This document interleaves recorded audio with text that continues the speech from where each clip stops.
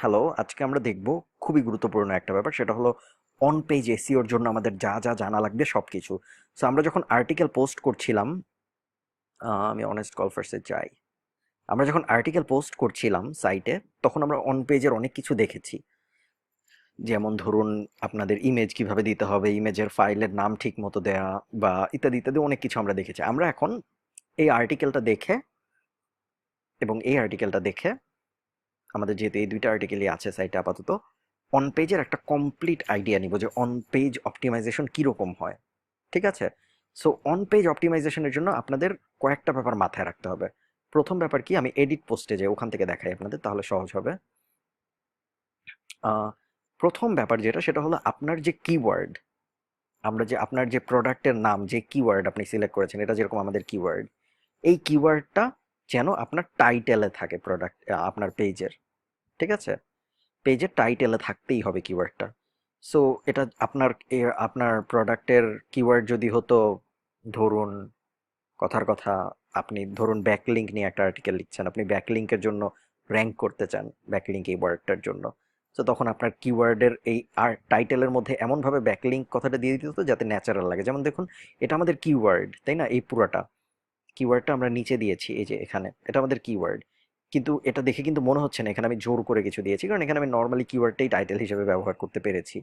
ঠিক আছে? কিন্তু অনেক সময় এমন হবে আপনি কিওয়ার্ডটা টাইটেল হিসেবে ইউজ করতে পারবেন না অত সহজে। যেমন ধরুন, কিওয়ার্ড হতে পারে শুধু কেডিটেক ইজেড ফোল্ড, বা অন্য কোনো একটা কমপ্লেক্স কিওয়ার্ড। তখন আপনার এমনভাবে বুদ্ধি করে টাইটেলের মধ্যে কিওয়ার্ডটা দিতে হবে যেন ন্যাচারাল মনে হয়। ঠিক আছে? সেকেন্ড যে ব্যাপারটা, সেটা হলো কিওয়ার্ডটা পুরাটা আপনার ইউআরএল এ দেওয়ার চেষ্টা করবেন। আমরা যদি এই ইউআরএল এ যাই, দেখুন, Caddytek EZ fold 3 wheel golf pushcart review, exactly আমাদের কিওয়ার্ডটা। ঠিক আছে? সো কিওয়ার্ডটা আমাদের ইউআরএল এও আমরা দিব। কিওয়ার্ডের সাথে এক্সট্রা যদি দুই একটা ওয়ার্ড থাকে তাহলে কোনো সমস্যা নেই। এখানে যদি আমি 2017 দিয়ে দিতাম তাহলে কোনো সমস্যা হইতো না। উপরে টাইটেলেও যদি আমি কিওয়ার্ডের সাথে এক্সট্রা কথাবার্তা দিই, কোনো সমস্যা নেই। বাট কিওয়ার্ডটুকু একসাথে থাকতে হবে। ঠিক আছে? থার্ড পয়েন্ট যেটা, সেটা হলো কিওয়ার্ডটা আপনার প্রথম প্যারায় থাকতে হবে। ঠিক আছে? এই যে দেখুন, এখানে আছে, পুরোটা হয় নাই, এই যে দেখেছেন, এখানে আছে। আহ, এরপরে, হ্যাঁ, এটা ছিল আমাদের থার্ড পয়েন্ট। ফোর্থ পয়েন্ট যেটা, সেটা হলো আপনার সাইটে যে ইমেজ থাকবে, সেই ইমেজের যে অল্ট টেক্সট, এই যে অল্টারনেটিভ টেক্সট, সেখানে আপনার কিওয়ার্ড থাকতে হবে, সব ইমেজের না, যে কোনো একটার। ঠিক আছে? এটা হলো আমাদের ফোর্থ পয়েন্ট। ফিফথ পয়েন্ট কি, যে কোনো একটা হেডিং ওয়ান, এই যে এটা হেডিং ওয়ান মানে বড় বড় ইয়ে টাইপ, পয়েন্টের নাম টাইপ, এরকম একটা পয়েন্টের নামে আপনার কিওয়ার্ডটা থাকতে হবে, বা কিওয়ার্ডের বেশিরভাগ অংশ থাকতে হবে। এখন এইখানে যেরকম আমি এই পয়েন্টের নামটা চাইলেই কিওয়ার্ড দিয়ে দিতে পারতাম না, কারণ কিওয়ার্ডটা হলো অমুক প্রোডাক্ট রিভিউ, এখানে আমি কথা বলবো ফিচার নিয়ে। সো এখানে আমি পয়েন্টের নামটা হঠাৎ করে বড় করে অমুকের রিভিউ দিয়ে দিতে পারতাম না। সো আমি কি করেছি, আমি রিভিউ ওয়ার্ডটা বাদ দিয়েছি, বাকি টুককে আমাদের পয়েন্টের নাম হিসাবে দিয়ে হেডিং ওয়ান করে দিয়েছি। সবসময় চেষ্টা করবেন যেন পুরো কিওয়ার্ডটাকেই আপনি হেডিং ওয়ানে রাখতে পারেন। পুরোটা যদি রাখতে না পারেন, তাহলে যত বেশি পারা যায়। ঠিক আছে? এটা ছিল আমাদের পরের পয়েন্ট। তারপরের পয়েন্ট কি, আপনার ওয়েবসাইটে, আপনার আর্টিকেলের পেজে চেষ্টা করবেন সবসময় একটার বেশি ইমেজ দেওয়া। এখন এটা কোনো প্রুভেন মেথড না, এটা এটা নিয়ে এখনো কন্ট্রোভার্সি আছে। বেশিরভাগ মানুষই বলে একটা ইমেজ দিলেই হয়, বাট আমাদের থিওরি হবে যে আমাদের ক্ষতি কি একটার বেশি দিলে, তাই না? সো এই জন্য আমরা যেটা করব, আমরা সবসময় 2 3 4টা ইমেজ দিব সাইটে। এবং একটা ইমেজ ছাড়া বাকিগুলোর অল্টার টেক্সটে কিন্তু আপনি কিওয়ার্ড দিয়ে দিবেন না, বাকিগুলোর অল্টারনেটিভ টেক্সট হবে আলাদা। এই দেখুন, এটার অল্টারনেটিভ টেক্সট নর্মাল অন্য একটা জিনিস, যেটা আমরা পোস্ট দেওয়ার সময় বলেছিলাম, এই পেজ পোস্ট করার সময়, যখন আমরা এটা প্রোডাক্টটা, এই আর্টিকেলটা রেডি করছিলাম। একটা ভিডিও দেওয়া ভালো, বাট দিতেই হবে এমন কোনো কথা নেই। ওটা হলো নেক্সট পয়েন্ট। সবসময় চেষ্টা করবেন ছোট ছোট প্যারায় লিখতে, কখনো বড় প্যারা দিবেন না। এটা আর একটা পয়েন্ট। অ্যাফিলিয়েট লিঙ্ক দিলে সমস্যা নেই, যদি অ্যাফিলিয়েট লিঙ্ক নো ফলো করা থাকে, সো এখানে আমাদের টেনশনের কিছু নাই। ক্যাটাগরিতে একটা বা দুইটার বেশি ক্যাটাগরি সিলেক্ট করবেন না কখনো। ঠিক আছে?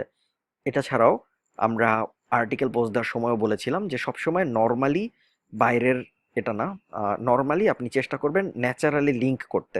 ঠিক আছে? সাইটের এই পেজের ভিতর থেকে বাইরের জায়গায়, যেমন এখানে আমাদের অন্য একটা পেজকে আমরা লিঙ্ক দিয়েছি, তারপর নিচে আপনাদের মনে আছে যে আমরা আগেও লিঙ্ক দিয়েছিলাম, এই যে এখানে ক্যাডিটেক কোম্পানিকে লিঙ্ক দিয়েছি আমরা, এখান থেকে আমরা লিঙ্কটা দেখতে পারবো। সো ন্যাচারালি আমরা লিঙ্ক দিব। এই কয়টা ব্যাপার আপনাদের মাস্ট খেয়াল রাখতে হবে যখন আমরা অন পেজ এসইও করব, ঠিক আছে? একই সাথে আরো ছোটখাটো ব্যাপার, যেমন ইমেজের ফাইল যখন আমরা আপলোড করি তখন ফাইলের নাম যেন ঠিক থাকে। তারপরে আহ, আপনার আর কি যেন আমি বলতে চাইলাম, উম, আপনার আপনি এগুলো তো অবশ্যই আপনি আগেই দেখে আসবেন যে আপনার সাইটের আর্টিকেলে কোনো প্ল্যাজিয়ারিজম আছে নাকি, কোনো গ্রামাটিক্যাল এরর আছে নাকি, এগুলো সব আপনার আগেই দেখতে হবে, কারণ ওগুলো অন পেজে ভূমিকা রাখবে। লাস্টে আপনি যদি চান আপনার এই পেজটা পাবলিশ করার পর এই পেজের স্পিড কত এটা একটু দেখে নিতে পারেন, এটা আমি প্রয়োজন বোধ করি না, দেখে দেখি না, ঠিক আছে?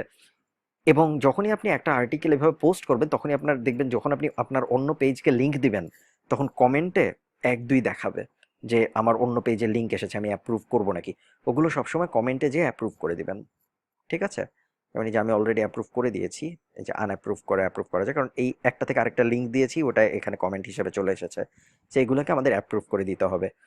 এই ব্যাপারগুলো যদি আপনি সব ঠিকঠাক মতো মেনটেন করতে পারেন তাহলে যেটা হবে সেটা হলো এবং একই সাথে আমি রিকমেন্ড করবো আমাদের অন পেজ এসিও নিয়ে খুব সুন্দর একটা ইউটিউব চ্যানেলে ক্লাস 5 সম্ভবত বা 6, আপনারা একটু খুঁজে নেবেন, অন পেজ এসিওর একটা ক্লাস আছে আমাদের, যদিও পডকাস্ট, তারপরে আপনারা সবই বুঝতে পারবেন এখন।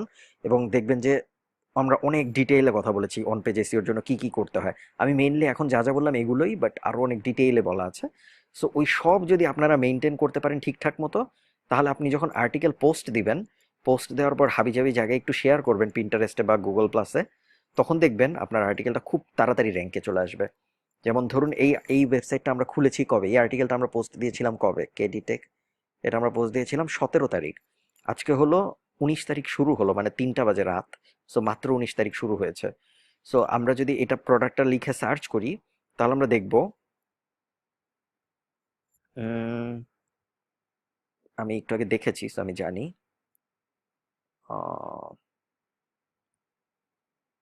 থার্ড পেজ,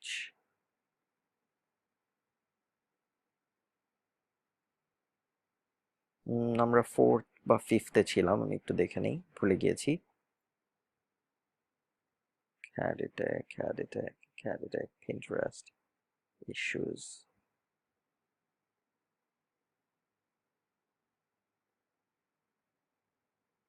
ওকে আমরা একটু সেকেন্ডে দেখি।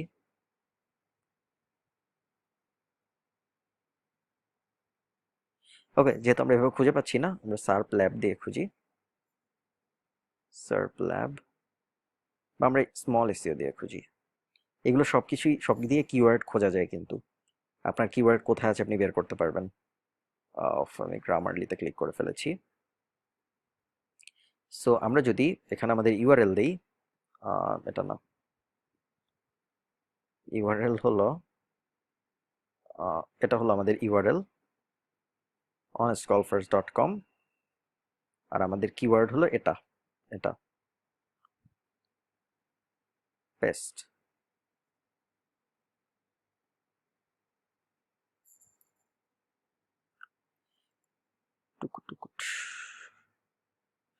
ওকে, সো থার্ড পেজের নিচের দিকে ছিল, আমরা খেয়াল করিনি সম্ভবত।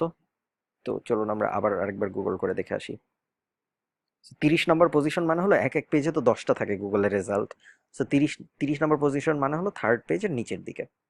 সো ওটা অবশ্য ওরা গুগল আমেরিকার, সো গুগল বাংলাদেশে একটু অন্যরকম হতে পারে, একটু একটু চেঞ্জ আসতে পারে, বাট ওটা কোনো ব্যাপার না। মেইনলি আমরা যেটা বুঝতে চাচ্ছি সেটা হলো যদি আপনার অন পেজ এসিও খুব যত্ন করে করা হয়, আপনি যদি আর্টিকেল শুধু আপলোড করার জন্যই আপলোড না দেন, বরং একটু যত্ন করে আহ, সময় নিয়ে কাজ করে করে আপলোড দেন, তাহলে যেটা হবে সেটা হলো আপনার আর্টিকেল আপনি খুব বেশি কাজ না করলেও, এই যে ফোর্থ পেজের উপরে, সরি আমি খুঁজে পাইনি তখন, এই যে ফোর্থ পেজের একদম উপরে আমাদের আর্টিকেলটা চলে এসেছে, দেখেছেন?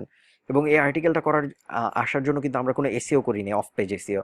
আমরা শুধু যত্ন করে একটা আর্টিকেল লিখেছি, সুন্দর মতো আর্টিকেলের অন পেজ এসিওতে যা যা করা যায় সব ঠিকঠাক মতো করেছি, ঠিক আছে? এছাড়া আমরা এই আর্টিকেলের জন্য কিছুই করি নাই, কিন্তু আর্টিকেলটা দেখুন একদম নতুন ওয়েবসাইট, ওয়েবসাইটটাও কিন্তু মাত্র খোলা আমাদের, এবং আর্টিকেলটা দেওয়া হয়েছে জাস্ট 24 ঘন্টার একটু বেশি, 30 ঘন্টার মতো আগে, এবং আর্টিকেলটা অলরেডি ফোর্থ পেজের উপরে চলে এসেছে। সো আমরা বুঝতেই পারছি এটাকে যদি আমরা এসিও করি এটা আরো উপরে উঠতে থাকবে। সো অন পেজ এসইও এর ইম্পর্টেন্সটা এখানেই। অন পেজ এসইও যদি আপনি যত্ন করে করেন তাহলে দেখবেন অন পেজ এসইও আপনাকে ইনিশিয়াল বড় একটা বুস্ট দিবে যেন অফ পেজ এসইওর কাজ সহজ হয়ে যায়। তো এটাই ছিল আমাদের অন পেজ এসইওর গাইড। আপনারা আশা করি অন পেজ এসইও নিয়ে হেলাফেলা করবেন না, এবং চেঞ্জ করতে সমস্যা নেই। আপনাদের যদি মনে হয় আপনাদের এই ইউআরএলটায় সমস্যা আছে, আপনারা ইউআরএলটা চেঞ্জ করতে চান, আপনারা এডিট পোস্টে যাবেন।